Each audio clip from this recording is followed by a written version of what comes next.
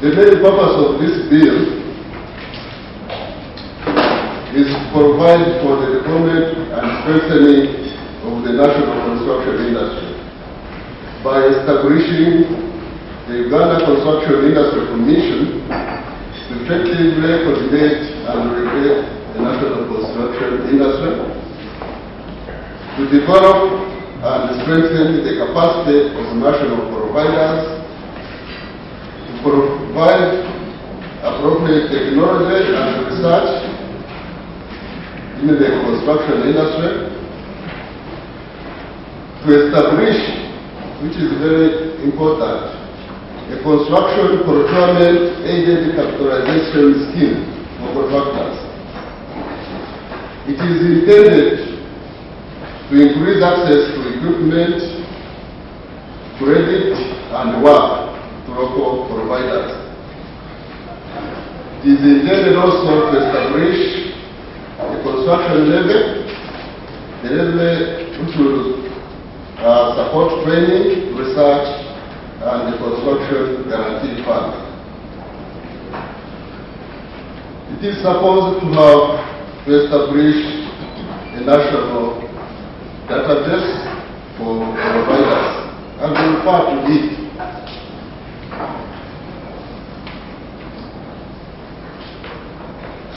Other issues with to provide and monitor safety of workers, provide for training, to monitor the protection of the environment as we do our work. It is very disappointing that this bill has taken so long. I have been seeing in the papers recently that the bill has not got a certificate of financial implication, which is not correct because we have copies. The certificate of financial implication was issued by the Minister of Finance in June 2012. So we don't know why this bill is delaying. We wanted to get an answer from the Minister who has not come. Fellow contractors, realizing circumstances of our association and the circumstances of the entire construction sector during the past 20 years, as well as the strengthening the governance of our association, so as to make it responsive to the needs of our members, NEC decided to review our memorandum and articles of association, as well as introduce a code of conduct and ethics for the association to make members more committed and be compliant with the objectives of the association. I'm therefore grateful to those of you who heeded our invitation and attended the extraordinary general meeting on 30th May, discussed the draft amended memorandum and articles of association, as well as code of conduct and as local contractors. It should also be noted that the large increase in the demand for construction services, both domestically and regionally, would lead to increase in prices with very damaging economy-wise consequences. In a number of resource-rich countries like Angola and South Sudan, property prices have exploded, as I'm sure you are aware. But unlike cities like Rwanda or Juba, we do not want our cities or our city to compete for the title of the most expensive city in the world. Because by doing that, and because of our natural resources, then we will become uncompetitive. It is therefore imperative that we ensure that the increase in demand in construction-related services is accompanied by an equal increase in production of goods and services to be able to meet this demand. In light of this, it is crucial that we ensure that the construction sector is prepared by enhancing technical competencies, increasing productive capacities, and demonstrating a will and commitment for high quality services and professionalism. Given the central position that my ministry, that is the Ministry of Finance, Planning and Economic Development, plays in the conducting of government business, I feel I must utilize this opportunity of addressing practitioners in your industry to express a number of concerns that need to be addressed. Of course, already the chairman, I can my work this year by highlighting some of the concerns. And actually, I believe that you as key stakeholders, you clearly have a role. I don't believe it is just the responsibility of the government. At least he has highlighted the one where we believe you can actually play a key role, and this is the issue of addressing corruption. Because clearly, as you all know, it takes two to tango. So corruption should not just be looked at from the government perspective, but it should also be looked at from the practitioner's perspective. And I believe you have a role to play in addressing this challenge which the chairman has addressed. And I will definitely highlight some of the other challenges and propose how we believe they can be addressed. The first challenge that we see is poor quality work. It has been argued that the work done by some of our local contractors is below the expected standards for a number of reasons. This has been the case, especially amongst contractors hired to build schools in local governments, roads. As we all know, some of the schools have actually collapsed. We are aware of roads, of course, constructed by local contractors, which definitely have not lasted the test of time. And I believe this is an issue that you as local contractors, you definitely can address. Local contractors should be mindful of the fact that if they do high quality work, they build a strong reputation which will bring more work and more profits in the future. Recently, we had a discussion with KCCA, because I believe, of course, we are all aware about the ongoing civil works, particularly in the Nakasero area. And as the Minister of Finance, we wanted to know actually the participation of the local contractors. But the impression we got was that there is not much participation of local contractors in these works, and I think it was largely because of this perception of the poor quality work. That is, as I said, maybe it's a perception. I don't know. Number two, the use of unqualified personnel. While I appreciate that skills required in this sector are highly specialized, concerns are frequently raised that investors use unqualified personnel, resulting in fatal accidents. It is also not uncommon for firms to bid for works they have no capacity to deliver. Therefore, government is stepping up efforts to monitor the activities of contractors and to blacklist those who have been found guilty of lacking their requisite competencies. Organizations such as UNATSEC, this one is still struggling,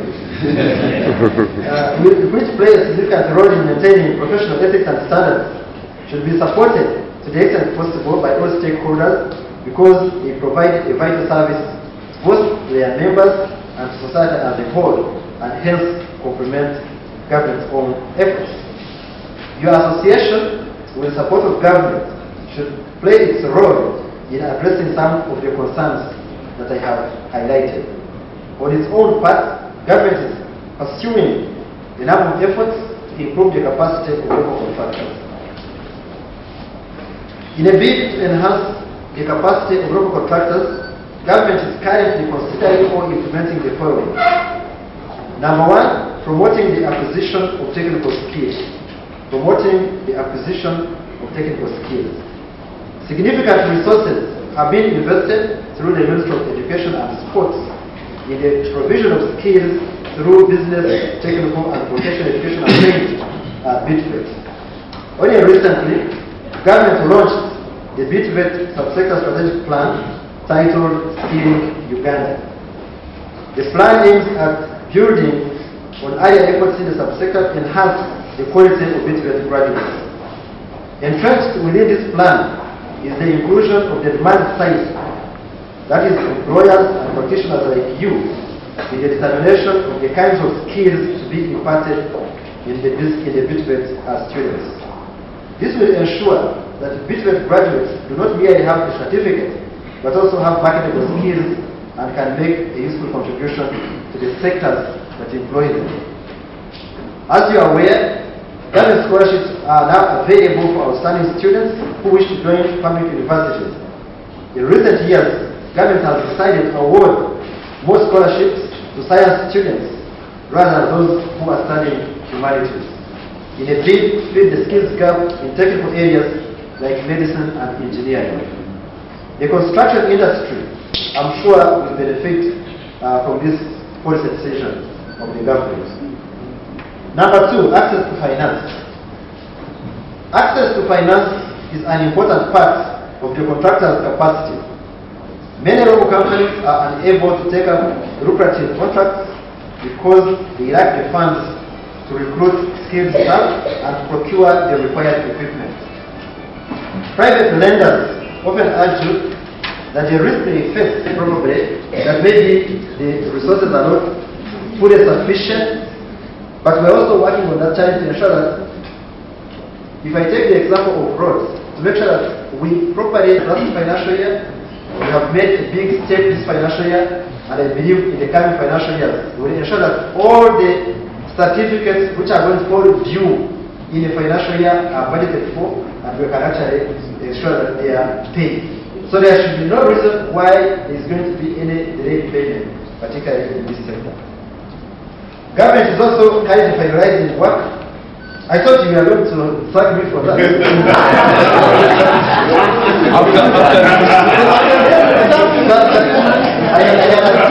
I can resolve back my papers and go back. Government is also currently finalizing work on reforming the pension sector. This is because pension funds represent an excellent opportunity for providing credible borrowers with relatively cheap long-term financing. The construction industry could easily exploit this avenue. In addition, my ministry is working hard to provide a conducive macroeconomic environment for financial institutions and contractors alike. I believe, and I want really to believe, that you are not among those who do not believe that a stable macroeconomic environment is key for all these things we are talking about. A stable macroeconomic environment is actually the starting point. Because without it, I can imagine when the inflation rate was 30%, it must have been extremely difficult for you, to plan your activities. When the exchange rate is unstable, there isn't much you can actually do. And that's why, as in the Ministry of Finance, whatever we speak, whatever we say, our point number one is a stable macroeconomic environment. Because we believe that forms the base for all these other interventions that we undertake. As we know, inflation has now fallen significantly and was just 5% in July 2013 compared to 30% in August 2011. The Uganda shilling is also stable against all the major international currencies.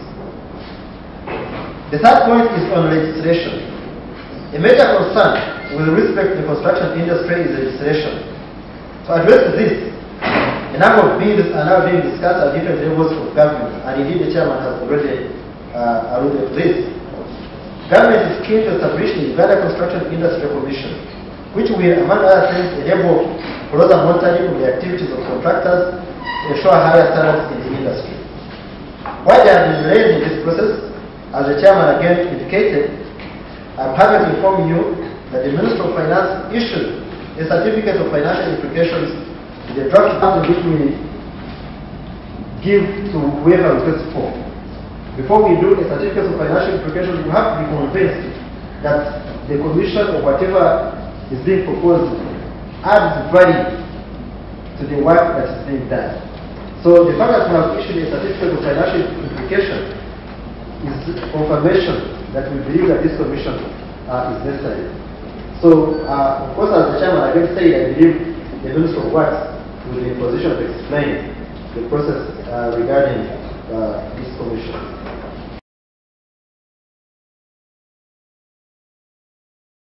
We have had two challenges in the past regarding the sector. The first challenge we had was actually under budgeting. Because in most cases, we actually don't provide sufficient money to the Ministry of Works and UNRWA, to meet all the requirements in the sector. And the second challenge, as I said earlier on in the PS's presentation, was the issue of delaying the release of funds. So what have we done to address those challenges? I'm sure you know, last financial year, we gave a supplementary of 155 billion shillings to UNRWA.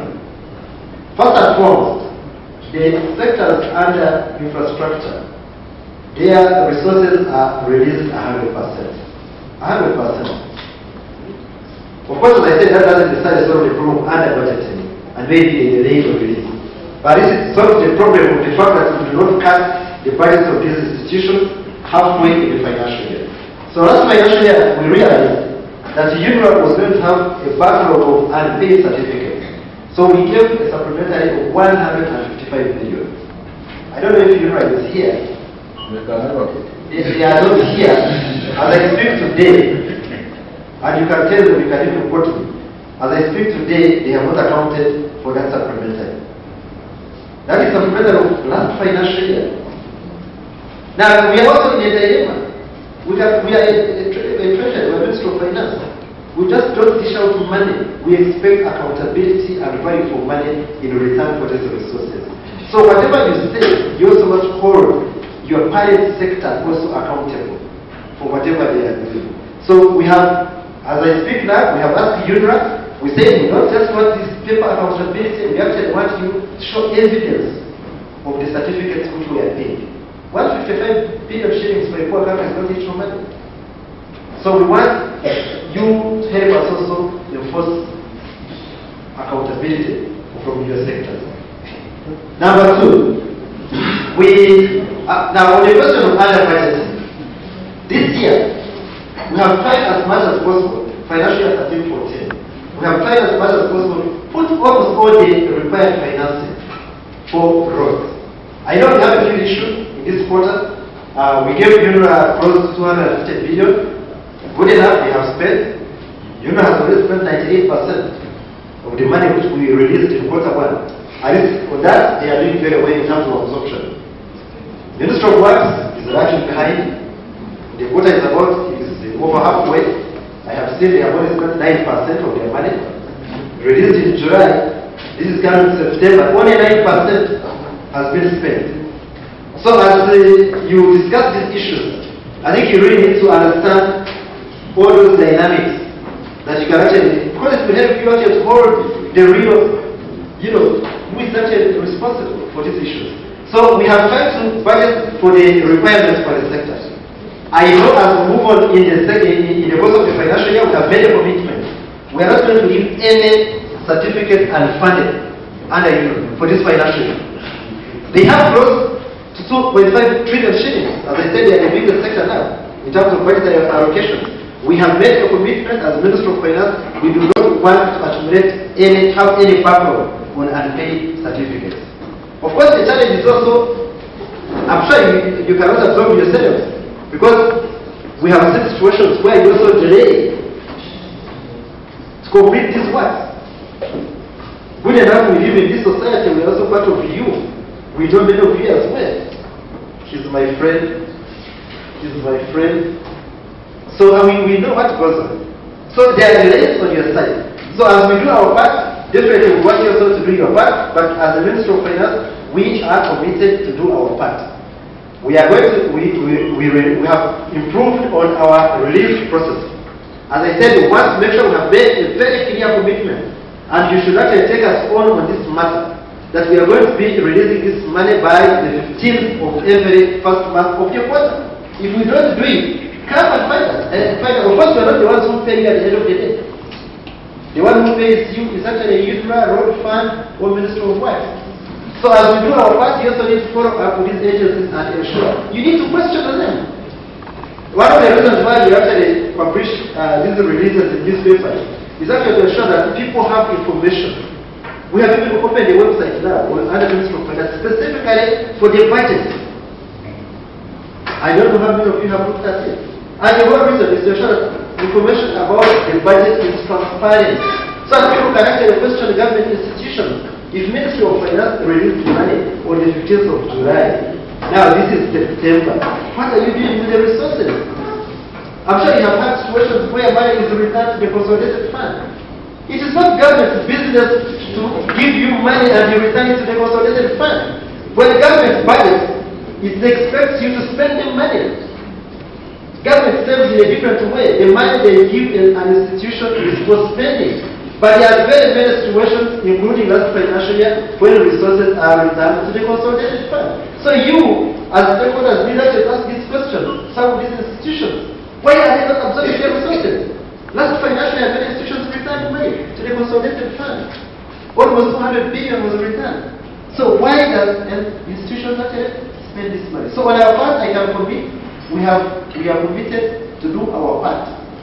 Now, then, of course, when Mr. Bimo talked about the issues of CRB, even the URI issues, I think the issue really is not changing, the law about the CRB. No, the CRB should do its part. They should do what they're supposed to do. URI should do what it's supposed to do. If you're supposed to pay VAT, you should pay VAT. But on my side, I should also make sure that I release the money timely, so that you can also meet your obligations, but also URA collects its revenues from you. So I think let's not tackle it from the other angle, but we should definitely address the question which you are raising, which is the delayed release of money, which on our side we are committed to address. Of course, Mr. Bosa said, okay, no more matters. When you assess the sector is performing well, and yet there's this thinking that the road contractors who are part of this sector are not performing well, I don't know. But what the issue I know is that whenever there is a perception, I think you need to address that perception. When there is a perception, you don't just brush it off. When there is a perception that there is corruption in government, you cannot just say, okay, we know we are not corrupt. But why is there that perception? So you must address the perception. So if there is a perception, even if it's not research, even if it's not research, but the moment there is a perception in the public that road contractors are performing poorly, I think it is your responsibility to address that perception.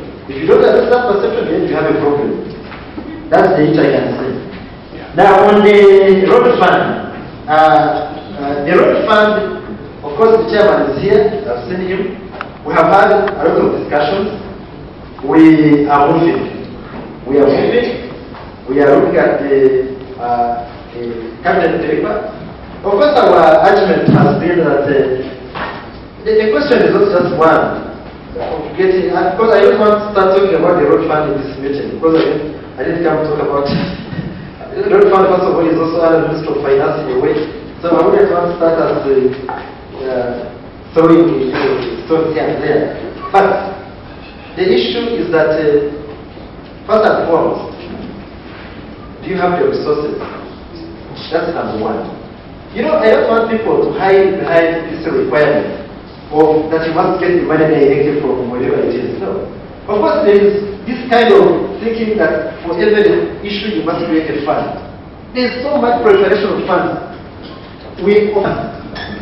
They add up more than 100% of the budget. So you ask yourself, is the budget of the government just about only these funds? The whole essence of the budget of the government is for government to be able to identify its priorities and put its money where its priorities lie. And in our discipline, that's what we call allocating efficiency. To be able to allocate resources based on your priorities. So if you come and challenge that we are not allocating resources based on our priorities, then definitely we listen and we understand what the problem is. Now, but the issue of the road fund, I think we have reached somewhere. We have reached some reasonable consensus on how we should move. In fact, we set up a subcommittee, which apparently I chair, to give views between myself and the executive director of the road fund, to give views to the top management of the Ministry of Finance, and then on account of that, the issue of the road fund will be resolved. Chairman, I beg to stop here. Of course, I would have been happy to stay here for the whole day, because it's important to discuss with people practitioners Because many of us just sit in those offices and we rarely actually get an opportunity to interact with the practitioners. So it's a very big opportunity, and even for me to come and engage the practitioners. But lastly, I think it is, and I put this challenge to you actually. We as Minister of Finance, will be happy if you can identify, as part of your resolutions, identify practical issues which are affecting the sector, which we should handle. And actually, we can even convene a meeting. As part of the resolution of this meeting of yours, identify key. Don't just bring me, water down. No, there is a situation. What I mean, instead of critiquing yourselves, critique yourselves. Because the moment you don't do that, you don't address the problem. Identify those issues, let's go and discuss them with the Minister of Finance. And I can definitely promise that we'll do our part. Mine is a very simple one. To give a vote of thanks to our guests today. Sangambe, we are very grateful that you spared the time to come. We know your schedule is busy. The things we are going through actually are very clear, and you've been to the point. You've given us information regarding finances, how money is funds are released, and now we are sure that every quarter something will be coming to us, and then we have to complement with our employer. You have actually pointed out something which is very important, and that's the issue of perception. As we said earlier, we started struggling, first of all, for recognition, to know that we should be accepted in the sector. It has taken us about 15 years to be accepted. And something came to my knowledge this morning, that the certificate of clearance for financial implication of the bill to establish the Uganda Construction Industry Commission was actually issued last year. Ladies and gentlemen, we didn't know this. I have just come to know about it this morning. We have been fighting for this for over 15 years. So we thank you very much for your having done your part as the Minister of Finance. Because with this certificate, I have a copy here with me. I presume it is authentic. I think it is. About 50% of our journey has been moved. And by appending the signature on this certificate, you have done us great. Thanks very, very much. I think we should give it a The rest is now up to us and of course Parliament to say that which way we want to go. We also thank you very much for square advising us, I say it again, to address the issue of perception. We are dealing in business. Construction is the biggest player in terms of the when you look at the activities that people are active and working. So it's not something that we just walk in and get money and go how we need. People will create bad perceptions, but as Mr. Muganga has mentioned and advised us every, we must handle the issue of perception. Whether we think we have a problem or whether we think we don't have a problem, but there is a what? The perception, and we need to handle it. And thanks very much for that advice. I just felt a bit, he was also in the program, we apologize for that, but I think he has also done very well to be here when you are here, and thanks for making some statements towards his organization, which I think is for the mutual benefit of the sector, or the subsector. Thanks very much, and please, as you have advised us, we shall get time aside to look at the practical issues which need to be addressed. And if necessary, we can come to the ministry and ask you to see how far you can work along with us in the direction of solving those problems. We thank you very much. And please send our regards to Mr. Makanizi and the minister, but in the perspective of the micro and the macro areas of the economy. Thanks very, very much indeed. Thank you. Our Assembly Chairman and dear members, our engineers. Since you're in the middle of the meeting and I have an opportunity to leave, after I got the call when I was already seated here, that I was trying at Parliament to meet with the Speaker and all the other chairmen. You know, we are in the budget process for a budget analysis meeting, but I had to press myself today some so long after the call. However, Mr. Chairman, I've got just a few things to comment upon. One, when Mr. Mugabe was talking about perception. And usually when we talk about perception, it is usually towards the negative. And in capital point, the person whom the perception has been built to fight hard and create a positive perspective. You cannot only create perspective by a positive perspective by going to the media or talking about yourself. It must be through actions and the results of people. Perception must be corrected by the results and the actions that you undertake. Two, as engineers, we have got a challenge because I would think of ethics. How do you receive the news, for example, that the building has collapsed and 100 people have died? If you show it at that, when you are anywhere, how do you receive the news? And you know, with us, I come from Buesho, and Buesho is one of the village of villages. When you introduce anyone at any function as an engineer, everybody turns their necks, see the engineer. We are going to respect it. But we need to fulfill our ethical standards, and what we do must show that we are really engineers, and engineers are there to show the purpose and the theme of positivity in our work. Lastly, the association, I think, should work hard to crack down on people who spoil the image of engineers. As the recent in Zambia, there was this association of engineers that you as you have. And for anybody to get the property in any corporate sphere, he must be cleared by the association. And if he messes up to spoil the image, they get the hand on you.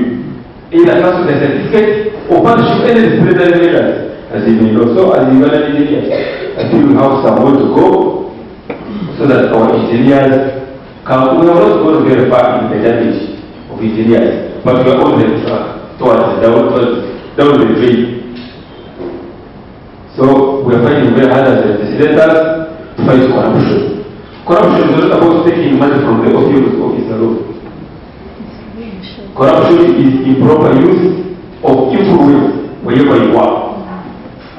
So if you are an engineer and you use your engineering knowledge badly, that's corruption. So there's corruption on all fronts. And corruption is not talk. Fighting corruption is about what we do and what we put people on. I thank you very much, sir, for having interrupted your good debate. I wish you good operations and a very good AGM. And for the matter that the Rukai family is still good, for as long as I'm still in the chair, we shall always work together. I've been talking with the chairman of the board of Uganda Road Fund. We need more working together than fighting each other. Thank you very much.